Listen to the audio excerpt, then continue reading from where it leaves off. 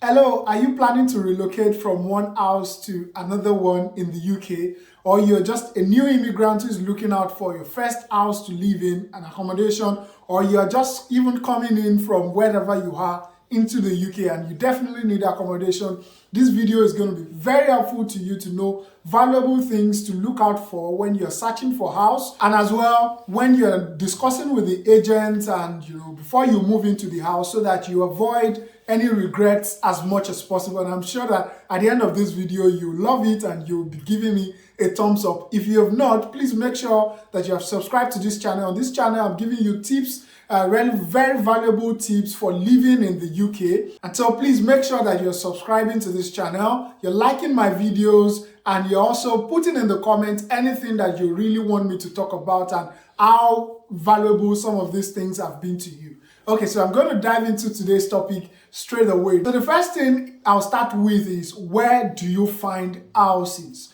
So there are platforms where you can always go in there and search for the houses that you want. So there's Zoopla. I'm going to put those links in the video description. There's Zoopla, there's Rightmove, and there's On the Market as well. And there are some particular sites that are dedicated to students, such as Spare Room, there's Gumtree, and the likes. I'm going to put those in the descriptions. So you can go in those platforms and search. Now, this is developed country where lots of things are on the internet. So it's not like maybe back where I came from, where you can have someone who knows landlords or thereabouts, and they can speak to the landlords and you get the house. Yeah, it might work that way, but most of the time it works through checking on the online, seeing what you like, and then reaching out to the agent or whoever is in charge of that listing. So check on those websites if you're looking for houses. And then next thing I'll talk about is the various types of accommodations that you can have. You can have apartments, which can be 1-bedroom apartment, 2-bedroom apartment. The living room will usually be with the kitchen portion, and in some cases the kitchen might be different. Then you have the rooms as well. And then you can have studio apartments, whereby there's a large living room, and that living room basically is where your bedroom is also fitted in. So there's just a section that is meant for your bedroom and a section that is meant for your living room portion. And as well, in that same large room is where your kitchen portion is, while your toilet can then be in a separately carved out section. So that's a studio apartment. Then you can have a house. Now, a house can come in the form of maybe a terrace. It can come in the form of detached or semi-detached. So a house is where you have, most of the time, is going to be like 1-floor or 2-floor house, where you have the living room and the kitchen and visitors toilet and all of that at the ground floor. Then in the first floor you have the rooms and the bathroom. So that can be a house, and you can even have a bungalow house as well. So, but basically you have all of those things all together in one compartment that is quite separate from the others. Apartments that I mentioned earlier will most likely be part of a block of apartments that you can have, maybe 5 floors, 6 floors, depending on how much of the apartments have been constructed together. And same thing with studio apartments as well. Meanwhile, for houses, terrace is where you have lots of those kind of houses built together. You can have 5 of them, then that's terrace. But if it's just 2 of them built together, that's semi-detached. And if you have one standing alone house, that's a detached house. Then I'll get on to what are the typical living expenses in terms of house now. So I will do another video where I talk about living expenses generally, but here I'm talking about the house. What are typical living expenses that you have associated to a house? The first one is the council tax. No, mistake. The first one is monthly rent. Of course, you'll be paying your monthly rent to your landlord, and sometimes via the agent that is in charge of that house. And then the next one will be the council tax. So the UK is divided into various councils, regions thereabout, and you have to pay council tax for non-students. And then the next one will be the energy bills, which can be electricity or gas, depending on how your house has been wired. Then the next one will be the internet bills. You'd have to get an internet for your house. And then the next one is going to be your water bills. You have to be paying the water bills as well. Those are constant bills that you have to be paying every month. And if you have TV, you'll be paying TV license as well. Now I'm going to get into the main tips here. What are the things that you should look out for when you want to get a house in the UK? And I'll divide this into three sections, which is before you're discussing with the agent. So now you're on the Zoopla or Rightmove site, you're searching for a house. These are things that you really want to look out for. The first one is whether the house is furnished or not. Now, you see the property, a apartment or whatever it is that you like, check out for whether it is furnished or not. Now, furnished in terms of maybe the chairs have been fitted, the bed, the mattress have been fitted there, and some other things like that, or it's just plain blank, like it's just a room and the carpets and that's it. So in the case of unfurnished house, you'll be spending much more when you now move in, trying to buy things one after the other. And my advice for someone who is just starting out is that you shouldn't get an unfurnished house because it's going to cost you more.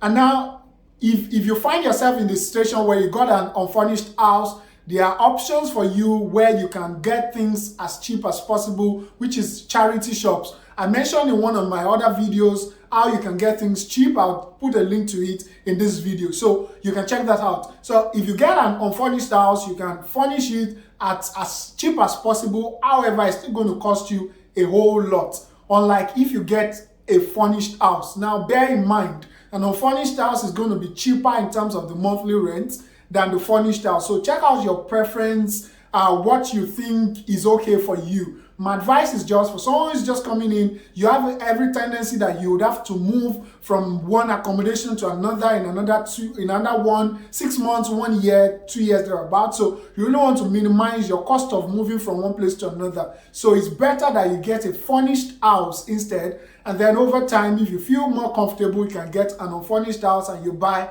all your stuffs at once. The next thing you should look out for in the description on the Rightmove or whatever platform that you're checking is how long is the contract expected to be for. So usually it might be for 6 months. The landlord's looking for 1 year. Most of the time it wouldn't extend more than 1 year. Now, my advice is the lower the length of the contract for you, the better. Because you might start living in the environment and you find out that you don't like it, or your status changed and all of that. If you have committed yourself for 1 year and after 6 months things change for you, you don't like the place, then you would have some cost to bear, or you find someone else to replace you in that house. So if you find a 6 months is much better than if you get a 1 year. There's every tendency that you stay there even for more than 1 year. Like in my case, it has happened, and at the same time, there's every tendency that you really don't want to spend even up to 6 months or more than 6 months, which has also happened in my case. So you want to be sure how long is that contract and which one works best for you.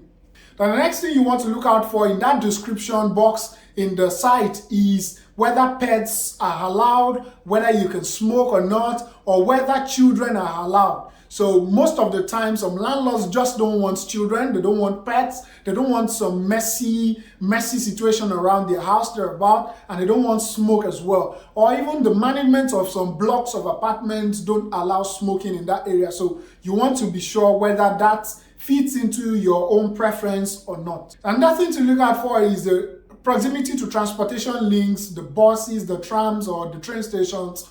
Or another side to it is if you drive, you want to be sure whether there's dedicated parking space for you and whether it's on the roadside or off the roadside. So, and for those who drive, you want to be conscious of whether it's on the road or not, because if it's on the road, there's likelihood of some accidents, random accident happening to your car. So your insurance is going to be higher compared to if you have a dedicated spot for your parking.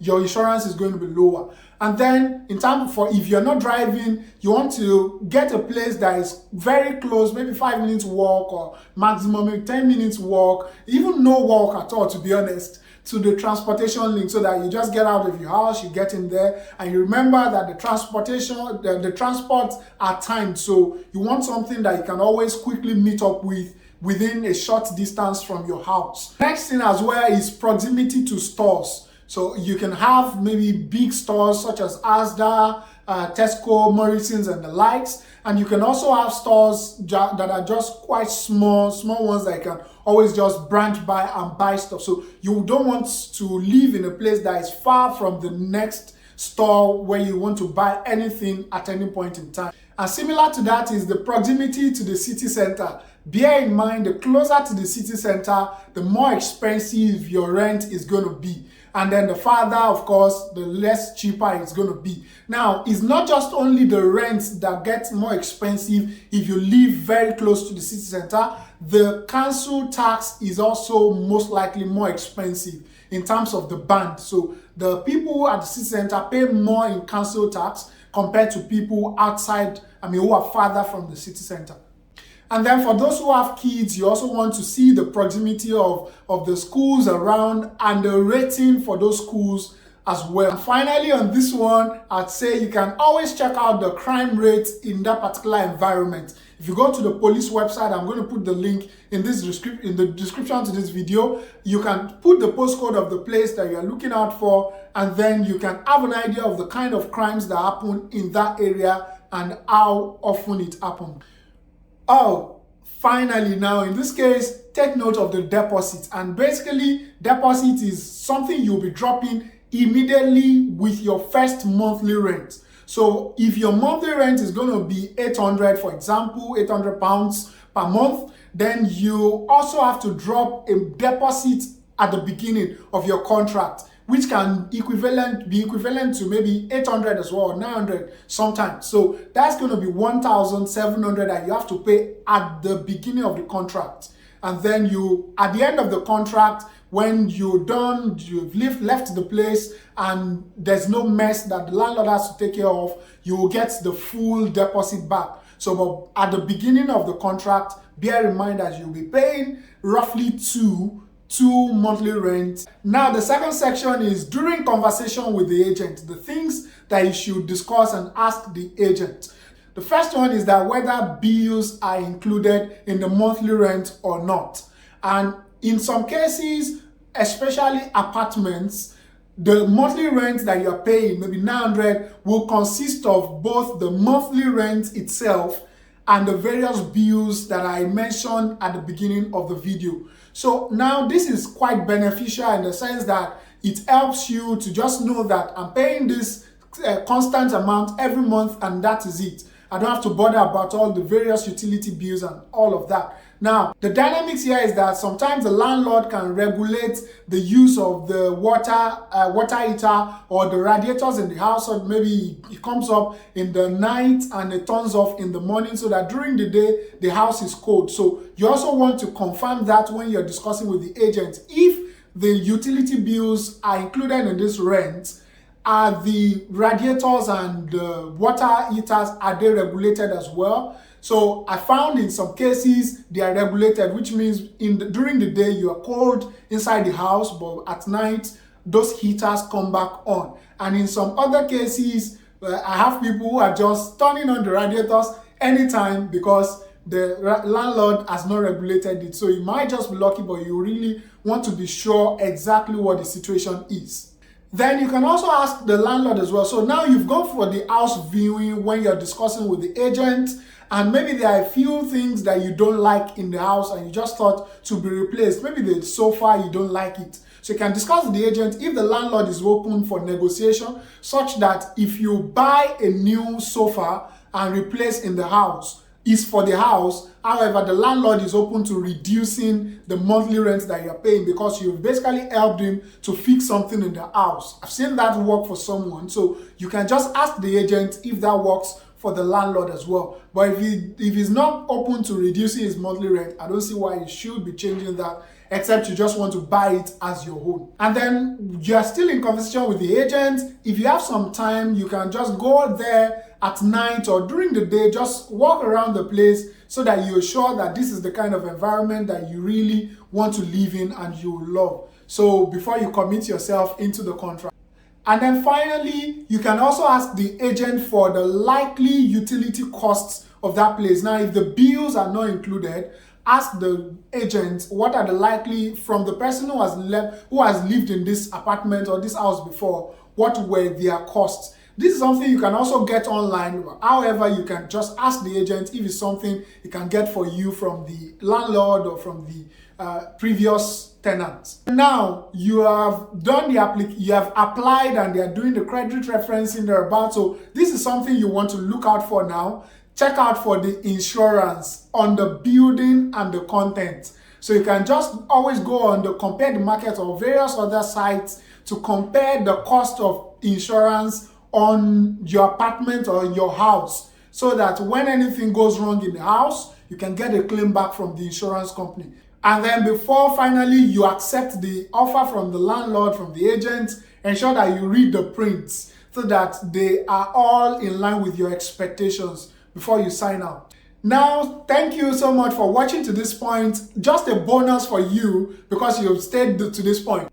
For a lot of houses that you're renting, in many cases, you're helping the landlord to pay their own mortgage. So the landlord has taken a mortgage out on the house or the apartment, and they are probably, for example, paying $600 every month to the mortgage lender, and you are paying a monthly rent of £800 to the landlord. So the landlord will basically just take some money from you, remove the £600, give the mortgage lender, and is acquiring more equity on the house. So you are helping him to buy his house. So I always advise people to have a long-term view, so that if you come into the UK, you can plan to start your own mortgage, buying your own house, maybe after 2 years or 3 years or about, depending on the kind of jobs or whatever you're doing. So but you can always plan ahead that, okay, I'm going to be renting, helping someone else to buy the house, but I also want to now be paying a monthly rent that is a mortgage on my own house, and I'm buying more equity.